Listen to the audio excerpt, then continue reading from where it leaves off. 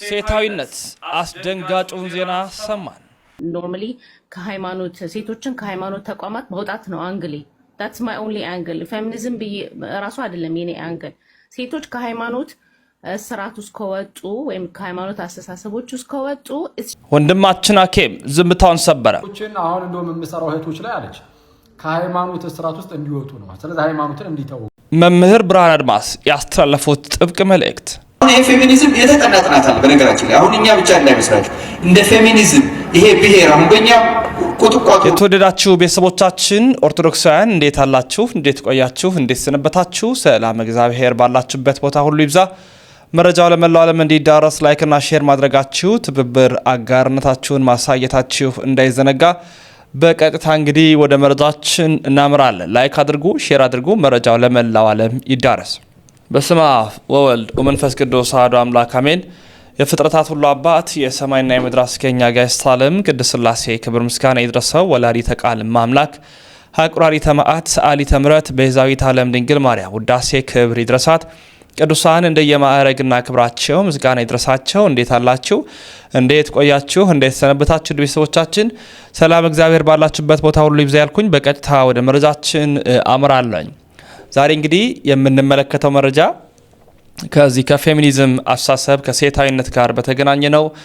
በተለይ መላው ኢሮፒያን በስፋት ሲነካካ የነበረው በጣም በርካታ ቦታ ሲያዳርስ የነበረው ሲታይ ለሴት ልጅ የቀረበ የሚመስል ግን በውስጡ እጅግ አደገኛ የሆነ ሀሳብና መርዝ ይዞ የመጣ አስተሳሰብ ነው ፌሚኒዝም ወይንም ሴታዊነት የሚለው ሀሳብና አሁን በሀገራችን ኢትዮጵያም ይሄንን ሴታዊነትን እናቀነቅናለን፣ እንደግፋለን፣ እናነሳሳለን የሚሉ እጅግ አደገኛ ነገሮችን ይዘው የመጡ ይገኛሉ።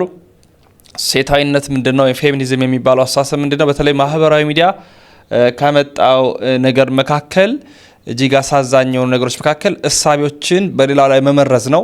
ያ ማለት ትክክል የሆኑትንም ያልሆኑትንም በሌሎች ላይ ማራዘም ነው። ያለ ማድረግ ደግሞ ዋይፋይ ወይንም ዳታ ካለና አንድ የቲክቶክ አካውንት ካለ በቂ የሆነ መጥቷል።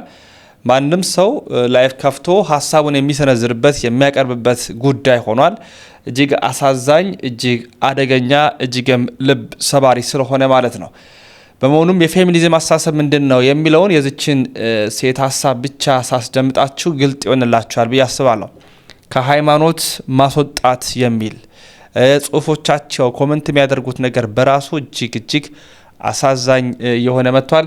ዛሬ ሙሉ በሙሉ እሱ ላይ ነው ትኩረት ማድረገው። የተለያዩ ቪዲዮዎችን አጋርቻችሁ ልመለስ። ኖርማሊ ከሃይማኖት ሴቶችን ከሃይማኖት ተቋማት ማውጣት ነው አንግሌ። that's my only angle ፌሚኒዝም ራሱ አይደለም የኔ አንግል። ሴቶች ከሃይማኖት ስርዓት ውስጥ ከወጡ ወይም ከሃይማኖት አስተሳሰቦች ውስጥ ከወጡ it's just only natural.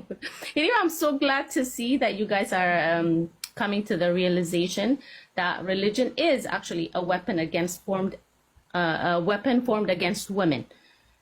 ለሴቶች ጠላት የሆነ ኢንስቲትዩሽን ነው ራሱ።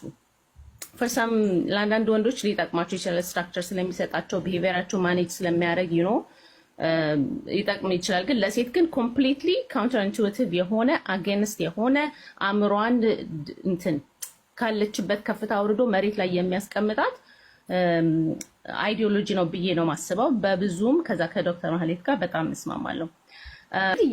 ያ ሳይኪ ዲቨሎፕ ሲያደርግ በልጅነት በጣም ዲፊካልት ነው ከዛ ውስጥ መውጣት። it took us a long time by the way እንደዚህ ሰብረን ወተን ለመናገር በሃይማኖት ላይና ሃይማኖት በጣም መመታት ያለበት አይዲዮሎጂ ይሰበር እንደሚባለው መሰበር ያለበት ነገር ብዬ ነው ማስበው። የልጆቻችን ሳይኪ ላይ የተጫወተ ያለ የሴቶቻችን ላይ ምንድነው ወደ ኋላ ያስቀረት።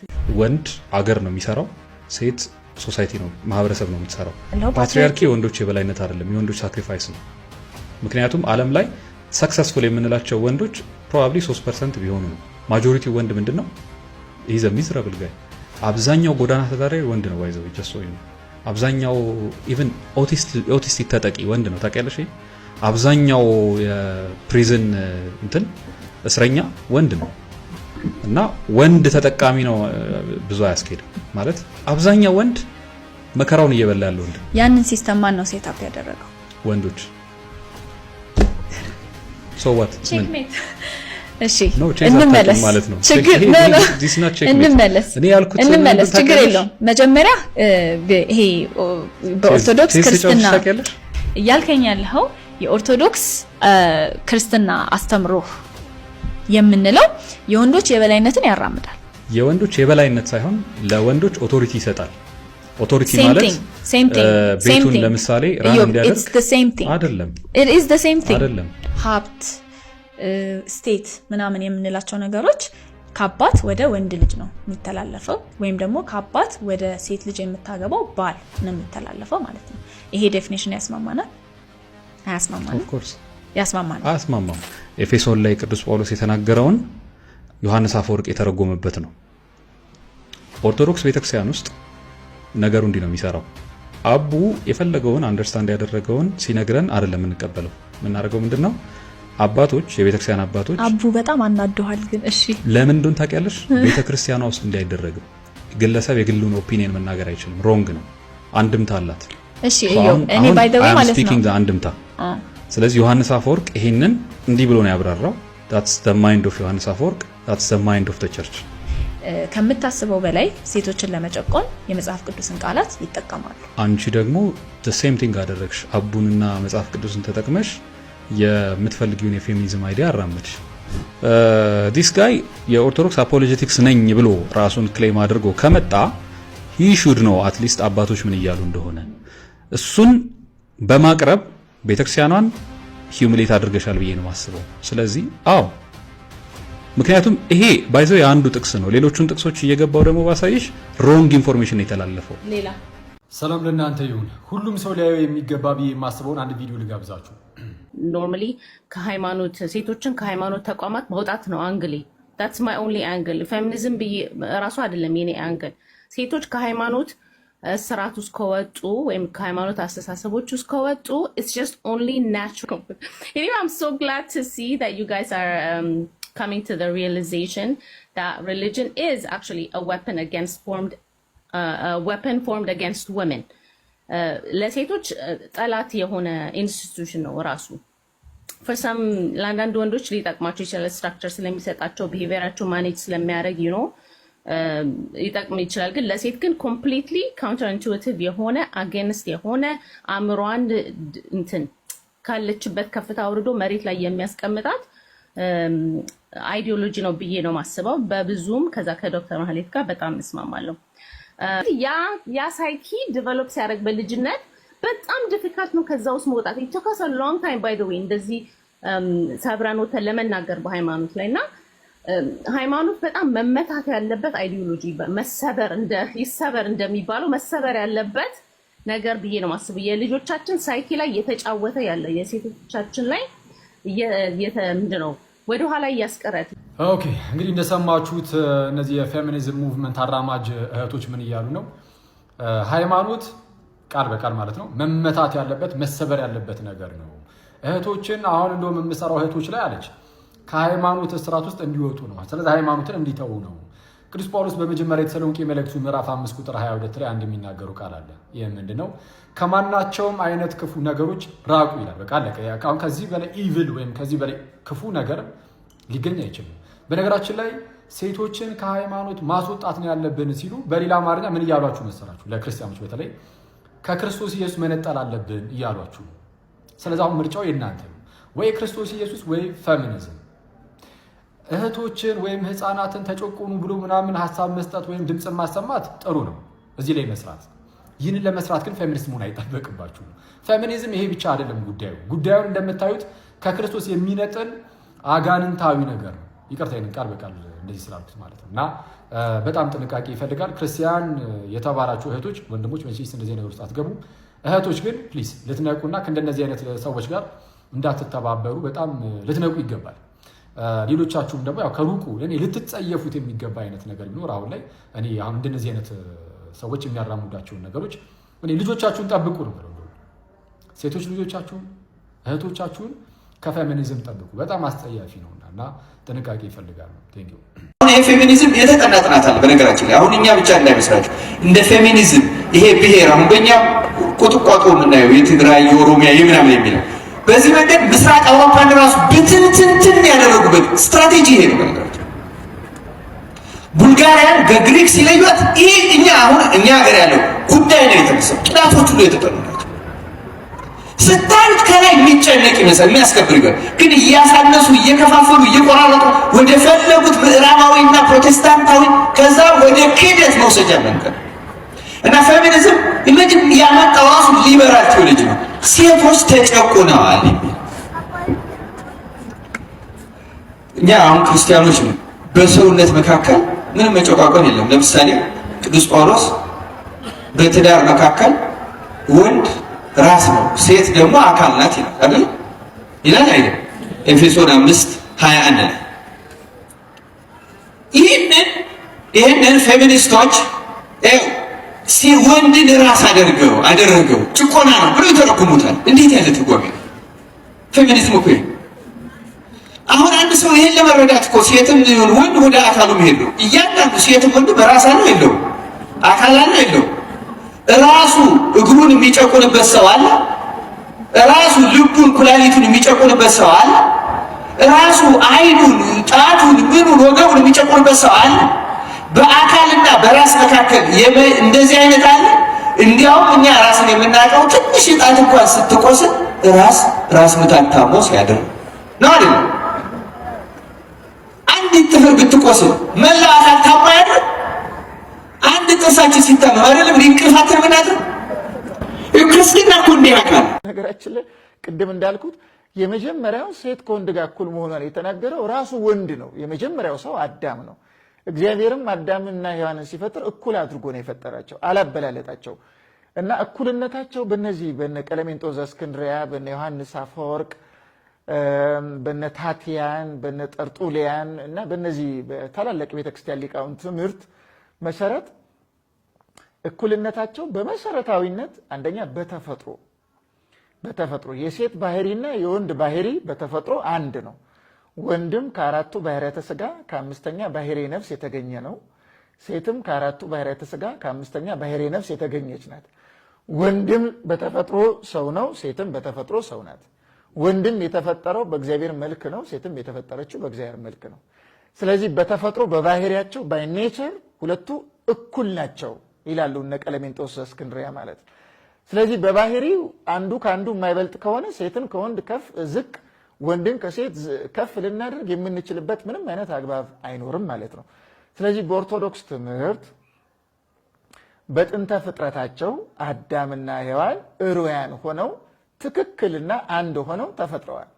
ከዚያ በኋላ ደግሞ በቨርቹ በጣም ኮንሰንትሬትድ ሆነው የቤተክርስቲያን ሊቃውንት የሚናገሩት በቨርቹ በበጎ ምግባርም ሴትም ወንድም እኩል ናቸው። ፈቃዳቸውን ለእግዚአብሔር ፈቃድ ካስገዙ እግዚአብሔር እንደሚፈልገው ሆነው የሚኖሩ ከሆነ በበጎ ስራ እኩል ነው የሚሆኑት ማለት ነው። እግዚአብሔር የሰጣቸው እድል እኩል እድል ነው የሰጣቸው። ወንድም የእግዚአብሔርን ትእዛዝ ቢጠብቅ ሽልማትን ያገኛል። ሴትም የእግዚአብሔርን ትእዛዝ ብትጠብቅ ሽልማትን ታገኛለች።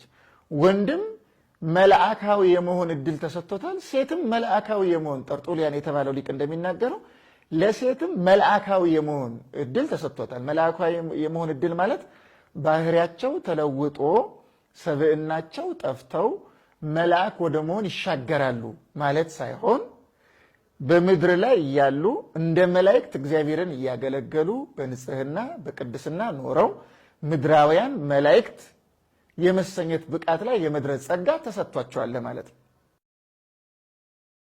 ቀሱ ሐሳቦች ከፍሬም የወጡ ይመስለኛል። ይሄንን ፌሚኒስቶች ካላችሁ በትህትና ምላሽ ስጡኝ። ይሄንን የምልበት ምክንያት ምንድነው? እኔ እዚህ ፕላትፎርም ላይ ፌሚኒስት ሆና ነገር ግን እምወዳት እንደ ሰው እምወዳት ነገር ግን በሐሳብ ከሷ ጋር ማልስማማ ብዙ ልጆች አሉ። አንድ አይደለችም፣ ብዙ ሴቶች ይኖራሉ። ነገር ግን ቅር ያለኝንና ቅር ያሰኘኝን እንደ ማህበረሰብ እኔም እማልስማማባቸውን ሐሳቦች ልገልጽ ግን ወድጃለሁ። ይሄ ሁሉ ጥያቄ ነው። በነገራችን ላይ እንዴት አድርጌ እንደማቀርበውም ግራ ገብቶኛል። ምክንያቱም አሻሚ ርዕስ እንዲሆን አልፈልግም። የግለሰቧን ቪዲዮ እዚህ ጋር አምጥቼ ባክ ኤንድ ፎርዝ ለመጓተትም አይደለም። ነገር ግን ትክክል ካልሆነ ትክክል አይደለም ብዬ ያሰብኩትን ያመንኩትን ነገር መግለጽ ስለፈለኩ ነው። ፌሚኒዝም ከትርጓሜው እናንተም እኔም እናውቀዋለን። ሶሻል ፖለቲካል ካልቸራል የሆነ ሙቭመንት ነው። በጾታ መሀል ያለ እኩልነትን በአጠቃላይ አድቮኬት የሚያደርገው ኢኳሊቲ ነው። በትምህርት ሊሆን ይችላል፣ በቅጥር በኤምፕሎይመንት ሊሆን ይችላል፣ ወይም ደግሞ ፖለቲካል ተጽዕኖ ላይ ያለ እኩልነት ሊሆን ይችላል፣ ኦር ኤምፕሎይመንት ሊሆን ይችላል። ዋትሶኤቨር ሶሻል ጀስቲስ ላይ አዌርነስ ክሪኤሽን ላይ ማህበረሰቡን ማንቃት ላይና አንድ ሰው ቫሊዩን እኔ ማለት የሚለውን ዋጋውን እንዲያውቅ ይረዳል። ራሱን ዲፌንድ እንዲያደርግ ሴቶች የቱ ጋር ያለ ነው፣ እንዴት እንስራ፣ እንዴት እንለወጥ፣ እንዴት ነው ኢንዲፔንደንት መሆን የምንችለው የሚሉትን ሀሳቦች እንዳለ አድቮኬት ያደርጋል። የኔ ጥያቄ በዚህ ቪዲዮ ላይም የተመለከትኩትና ትንሽ ያሳዘነኝ ነገር ቃል በቃል ከልጅቷ ስትላቸው ከነበሩት ነገሮች መሃል እናንተ ወንዶች ዩ ቫይል ቢንግስ ዩ ዲስከስት ሚ ምናምን እናንተ ጨካኝ ፍጥሮች በጣም ነው የምታስጠሉኝ። ወንዶች ነው እኮ ያለች። ወንድ እኮ አባት ነው። ወንድ እኮ ልጅ ነው። ወንድ እኮ ወንድም ነው። እንዴ በጀነራል ጅምላ ጭፍጨፋ ነው የያዝ ነው ማለት። ሁሉም ወንድ እኮ ባለጌ አይደለም። ይሄ ደግሞ ሁሉም ሴት ባለጌ እንዳልሆነው ሁሉም ወንድ ባለጌ አይደለም። እና ማህበረሰብን በጅምላ መሳደብ አንደኛው ወንድ ብሎ አጠቃላይ ጥላቻን መዝራት የፌሚኒዝም አንዱ አካል ነው ወይ? የመጀመሪያ ጥያቄ ነው።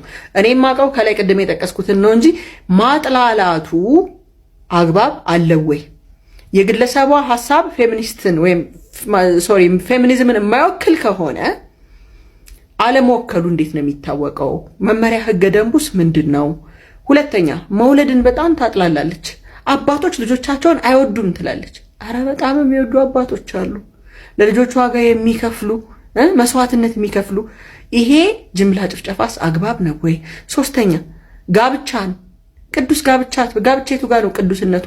ግለሰብ በስራው ወይም ደግሞ ግለሰቦች ሊሆን ይችላል ያጠፉ ሰዎች ነው እንጂ ለምሳሌ ክራይም ወይም ደግሞ ወንጀል እንበልና አዲስ አበባ ውስጥ ቢከሰት የአዲስ አበባ ህዝብ እንዳለ አይደለም እኮ የሚታሰረው ወይም ደግሞ የሚሰደበው፣ ግለሰብ ነው የሚሰደበው አይደለ እንዴ? ስርዓትን ጋብቻን ትቀጥልና ሽምግልናን እንዴ ሽማግሌ እኮ ስንቱን አስታርቋል።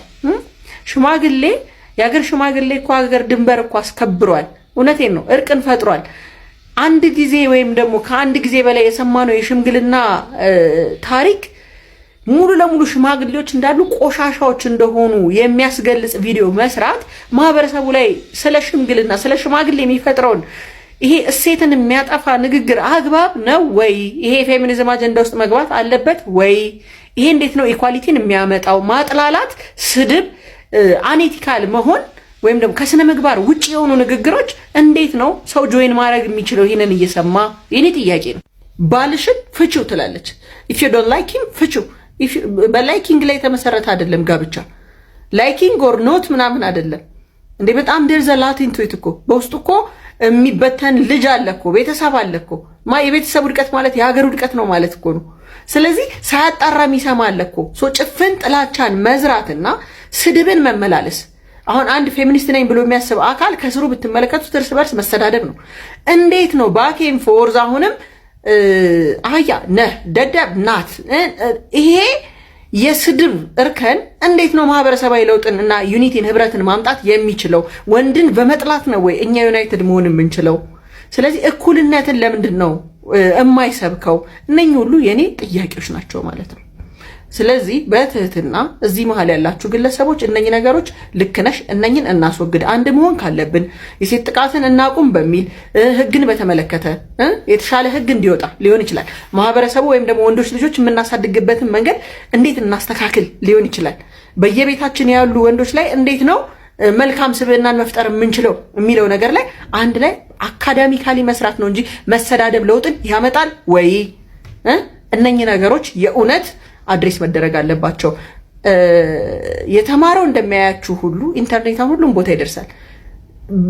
በቸልተኝነት ምን እንዳላችሁ እንኳን ሳይገባው የሚከተላችሁ ሰው አለና የቤት መፍረስ፣ የትዳር መበላሸት፣ የተረጋጋ ህይወትን የመምራት እድሉን ማህበረሰቡ ባይነፈግ መልካም ነው ባይ ነኝ። ስለዚህ ዩኒቲን የማይፈጥር ከሆነ ምንድነው መፍጠር የሚችለው የሚለውን ነገር አንድ ላይ እናውጋበት ነው። በትህትና መልሱልኝ። መልካም ቀን። አደገኛ ነው። እሳቤው ቀላል የሚባል አይደለም። በጣም ልንጠነቀቅ የሚገባው ነው። የተወዳችሁ ቤተሰቦቻችን በተለይ በዚህ ጉዳይ ላይ በስፋት መረጃዎችን ለእናንተ እናሰባስባለን፣ እናቀርብላችኋለን። በዚያ እንድትከታተሉን ጋብዛችኋለን። ወንድማችሁ ልዑል መብራቱ ነኝ። ያሮስን ምርጫችሁ ስለምታደርጉ እጅግ እናመሰግናለን። ተሰነባበትን። ክብር ምስጋና ይሁን ለአብ፣ ክብር ምስጋና ይሁን ለወልድ፣ ክብር ምስጋና ይሁን ለመንፈስ ቅዱስ አንድ አምላክ አሜን።